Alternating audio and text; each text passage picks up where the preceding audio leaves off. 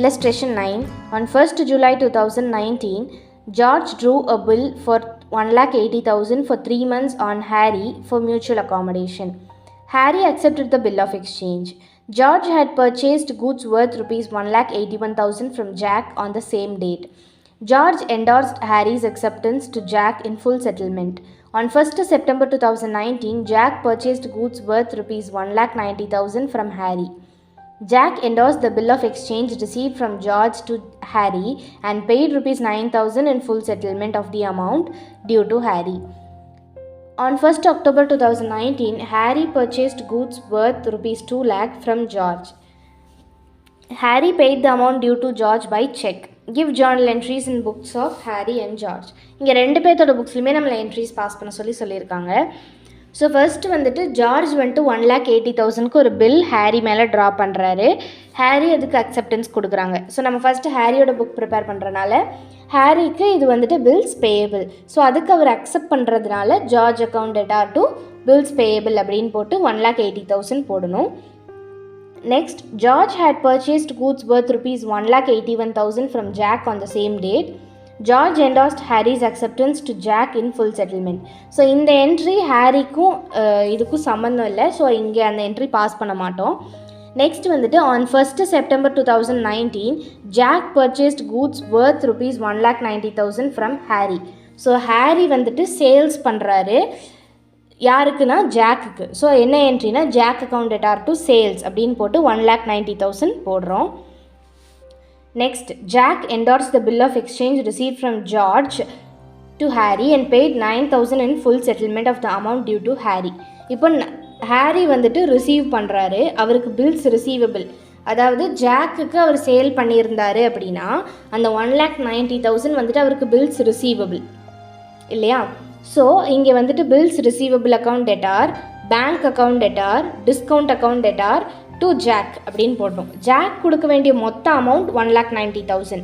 அதில் அவர் வந்துட்டு என்ன பண்ணுறாருன்னா ஜார்ஜ் அவருக்கு கொடுத்த ஜாக்குக்கு கொடுத்த அந்த 1,80,000க்கான பில்லை வந்துட்டு மறுபடியும் இவர் ஹேரிக்கே கொடுக்குறாரு. ஸோ அந்த பில்ஸ் ரிசீவபிளோட மொத்த அமௌண்ட் 1,80,000. அதுக்கப்புறம் பேங்க்கில் ஒரு எக்ஸ்ட்ரா வந்துட்டு 9,000 பே பண்ணியிருக்காரு. ஸோ பேங்க்கில் 9,000 வரும். இப்போது மொத்தமாக பார்த்தா 1,89,000 ஆச்சு. ஆனால் ஆக்சுவல் ஜாக் பே பண்ண வேண்டிய பில் அமௌண்ட் வந்துட்டு 1,90,000. ஸோ டிஸ்கவுண்ட் அமௌண்ட் வந்துட்டு 1,000 ருபீஸ். ஸோ இதுதான் இந்த என்ட்ரி. நெக்ஸ்ட்டு இப்போது ஜார்ஜுக்கு ஹேரி கொடுத்துருந்த அக்செப்டன்ஸ் வந்துட்டு, அதாவது ஹேரிக்கு பில்ஸ் பேயபிளாக இருந்தது. அதுக்கப்புறம் ஜார்ஜுக்கு ஜாக் வந்துட்டு என்டார்ஸ் பண்ணி கொடுக்குறாங்க. ஜாக் மறுபடியும் அதை ஹேரிக்கே கொடுக்கறனால இவர் பே பண்ண வேண்டிய அமௌண்ட்டும் இவருக்கு வர வேண்டிய அமௌண்ட்டும் ரெண்டும் டேலி ஆயிடுச்சு. இது நம்ம ப்ரீவியஸ் இல்லஸ்ட்ரேஷன்லேயும் ஒன்று பார்த்துருக்கோம். இங்கே வந்துட்டு அதனால் அதுக்கு கேன்சலேஷன் என்ட்ரி பாஸ் பண்ணணும். அதாவது பில்ஸ் பேயபிளாக இருந்தது ரிசீவபிளாக நம்மளுக்கு வந்துருச்சு. So bills payable account debtor to bills receivable அப்படின்னு போட்டு அந்த 1,80,000 பாஸ் பண்ணி நம்ம கேன்சல் பண்ணுறோம். நெக்ஸ்ட் என்ன சொல்லியிருக்காங்கன்னா on 1st October 2019, Harry purchased goods worth 2 lakh from George. இப்போ ஹேரி என்ன பண்ணுறாருன்னா பர்ச்சேஸ் பண்ணுறாரு. So purchase account debtor to George அப்படின்னு போட்டு 2 lakhs போடுறோம். Harry paid the amount due to George by cheque. இப்போ ஜார்ஜுக்கு நம்ம அந்த 2 lakhs அமௌண்ட்டை பே பண்ணுறோம். அது எப்படி பே பண்ணுறோம் அப்படின்னா பேங்க் மூலிமா, அதாவது செக்கில் பே பண்ண போகிறோம். ஏற்கனவே அவருக்கு பே பண்ண வேண்டிய அமௌண்ட் 1,80,000. அதோடு இது வந்துட்டு கேன்சல் ஆயிரும். ஏன்னா அந்த 1,80,000 இவருக்கு மறுபடியும் வந்துருச்சு. அதனால 2 lakhலேருந்து 1,80,000 மைனஸ் பண்ணால் 20,000 மட்டும்தான் இப்போ அவர் பேங்க்லேருந்து ஜார்ஜுக்கு பே பண்ண போகிறோம். இப்போ நம்ம ஜார்ஜோட புக்ஸ் ப்ரிப்பேர் பண்ண போகிறோம். George drew a bill for 1,80,000 for 3 months on Harry. Harry accepted the bill of exchange. இப்போது ஜார்ஜ் வந்துட்டு ஒரு பில் ட்ரா பண்ணியிருக்காரு. அதை ஹேரி அக்செப்ட் பண்ணிடுறாங்க. அப்படிங்கிறப்போ acceptance entry bills receivable account debtor to ஹேரின்னு போட்டு 1,80,000 அக்செப்டன்ஸ் என்ட்ரிக்கு கொடுக்கணும்.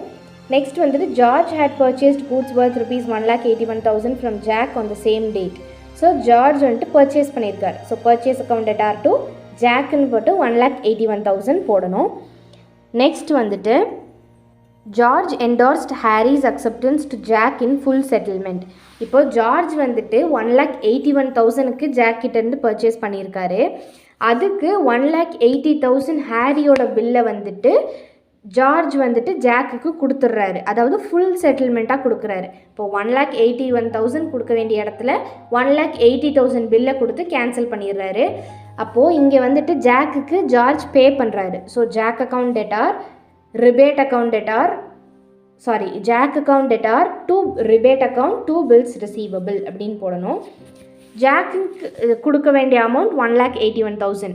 பில்ஸ் ரிசீவபிள் அதாவது ஜார்ஜுக்கு வர வேண்டிய பில்ஸ் ரிசீவபிள் ஏற்கனவே வர வேண்டியது 1,80,000. அதை இவர் என்டார்ஸ் பண்ணி கொடுக்கறதுனால அந்த பில்ஸ் ரிசீவபிளுங்கிற இடத்துல 1,80,000 வந்துடும். பேலன்ஸ் பண்ணி பார்க்கும்போது 1,000 rupees டிஸ்கவுண்ட், அதாவது இந்த ரிபேட்டில் இவருக்கு போடணும். Next, on 1st October 2019, Harry purchased goods worth rupees 2 lakh from George. So George வந்துட்டு சேல் பண்ணியிருக்காரு. அப்போது ஹாரி அக்கௌண்ட் டெட்டார் டு சேல்ஸ்ன்னு போட்டு 2 lakhs போடணும். Next, Harry paid the amount due to George by cheque. இப்போது ஹாரி வந்துட்டு ஜார்ஜுக்கு பணம் கொடுக்குறாரு. அப்போ அதாவது ஜார்ஜுக்கு பணம் ரிசீவ் ஆகுது. அப்போது bank account debtor to Harry அப்படின்னு போடணும். இங்கே வந்துட்டு ஏற்கனவே ஹாரி கொடுக்க வேண்டிய அமௌண்ட் வந்துட்டு 1,80,000. அதை நீங்கள் என்டார்ஸ் பண்ணி ரிசீவ் பண்ணிட்டீங்க. அப்போ பேலன்ஸ் இருக்கிறது 2 lakh minus 1,80,000, 20,000 மட்டும் இப்போ அவர் பே பண்ணியிருக்காரு. இவ்வளோதான் இல்லஸ்ட்ரேஷன் 9.